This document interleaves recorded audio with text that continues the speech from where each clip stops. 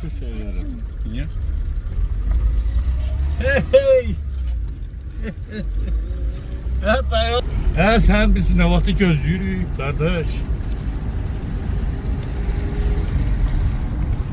Bu sen giremem bakın da sola. Yasemenliği de çeker. Bizim Kirkeke yolu. Ziyarete giden yol değil bu. Değil mi? Onları çekme bakma bura. Ağaçların yaraşıklığına güle çiçeğe bak. Kardeş Qəbələdən nəyinə çəkir bura? Vallahi. Əslində bax bu yolların sağını solunu ağaçlıqlar əkəsi olsalar yayında da qışında da bura bir başqa mənzərədir. Cümigel yolda qal. Mal babalar. Niyə? Deyən. Cümigel yolda qal. Bunlar Cümigel maşınıdır. Məncə.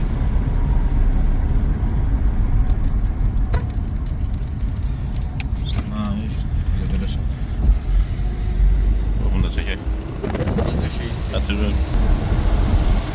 Kardeş bizim kardeşimiz dedim beğendim de ama bizim güzelliğimiz, bizim yolumuz gül kimi yaraşıklı kendimiz var. Vallahi ana. Sen kende girende gülün çiçeğin ətrini göreceksin, bir yanların ətrini.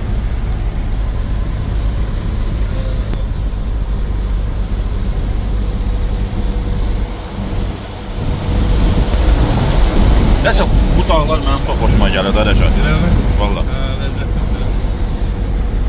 Nə ləzzət? Apara bilərəm səni o dağa. Əqil sən. Özüm varım. Heç vaxt olmamışam oralarda. Aparım səni.